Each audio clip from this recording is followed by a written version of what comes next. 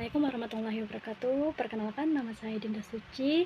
Saya dari Pokcer Tanjung Balai, jurusan PNKSD dengan NIM 8601748822. Di sini saya akan menceritakan tentang proses lahirnya Pancasila melibatkan beberapa tahap penting melalui BPUPKI, Piagam Jakarta, dan PPKI berikut ini. Nah, di sini saya akan menjelaskan BPUPKI, yaitu Badan Penyelidik Usaha-Usaha Persiapan Kemerdekaan Indonesia. BPUPKI dibentuk oleh pemerintah penduduk Jepang pada 1 Maret 1945 sebagai upaya menarik dukungan rakyat Indonesia. Badan ini beranggotakan 69 orang dan diketuai oleh KRT Regiman Wedioningrat. BPUPKI mengadakan 2 kali sidang resmi. Yang pertama, pada tanggal 29 Mei sampai 1 Juni 1945 membahas rumusan dasar negara. Beberapa tokoh seperti Muhammad Yamin, Suyopomo, dan Soekarno mengusulkan rumusan dasar negara. Pada 1 Juni 1945, Soekarno menyampaikan pidatonya tentang Pancasila sebagai dasar negara. Sidang kedua pada tanggal 10 sampai 17 Juli 1945 membahas rancangan Undang-Undang Dasar. Piagam Jakarta. Untuk menyempurnakan rumusan Pancasila, BPUPKI membentuk Panitia 9. Pada 22 Juni 1945, Panitia 9 menghasilkan Piagam Jakarta yang berisi rumusan Pancasila dengan sila pertama yang berbunyi ketuhanan dengan kewajiban menjalankan syariat Islam bagi pemeluk-pemeluknya. Rumusan ini kemudian diubah pada sidang PPKI, yaitu Panitia Persiapan Kemerdekaan Indonesia. PPKI dibentuk pada 7 Agustus 1945 untuk mempersiapkan kemerdekaan Indonesia pada 18 Agustus 1945.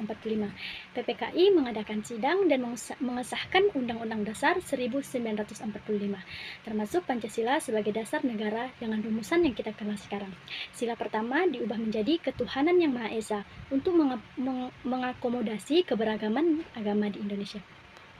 Nilai-nilai Pancasila tercermin dalam proses lahirnya Pancasila melalui BPUPKI, Piagam Jakarta, dan PPKI, yaitu yang pertama, ketuhanan yang Maha Esa. BPUPKI semangat mencari dasar negara yang sesuai dengan nilai-nilai spiritual dan moral bangsa Indonesia. Piagam Jakarta, pengakuan pentingnya agama dalam kehidupan berbangsa dan bernegara, meskipun rumusan awalnya kemudian diubah. PPKI mengakomodasi keberagaman agama dengan mengubah sila pertama menjadi ketuhanan yang Maha Esa, menunjukkan toleransi dan inklusivitas. Kedua, kemanusiaan yang adil dan beradab. BPUPKI keinginan untuk menciptakan masyarakat yang menjunjung tinggi harkat dan martabat manusia. Piagam Jakarta, semangat untuk mewujudkan keadilan sosial bagi seluruh rakyat Indonesia. PPKI menghapus bagian yang dianggap diskriminatif dalam Piagam Jakarta, menunjukkan komitmen pada kesetaraan dan keadilan. 3. Persatuan Indonesia. BPUPKI semangat untuk mempersatukan seluruh wilayah Indonesia dan seluruh elemen masyarakat. Piagam Jakarta, upaya untuk mencari titik temu antara berbagai dan kepentingan yang berbeda. PPKI mengutamakan persatuan dan kesatuan bangsa di atas kepentingan golongan atau agama tertentu. 4. Kerakyatan yang dipimpin oleh hikmat kebijaksanaan dalam permusyawaratan perwakilan. BPUPKI proses musyawarah dan mufakat dalam mencapai kesepakatan tentang dasar negara. Piagam Jakarta, pembentukan Panitia 9 sebagai wujud perwakilan dari berbagai kelompok masyarakat. PPKI, pengambilan keputusan secara musyawarah untuk mengubah rumusan sila. Pertama, demi menjaga persatuan bangsa. 5. Keadilan sosial bagi seluruh rakyat Indonesia. BPUPKI, keinginan untuk menciptakan masyarakat yang adil dan makmur bagi seluruh rakyat Indonesia.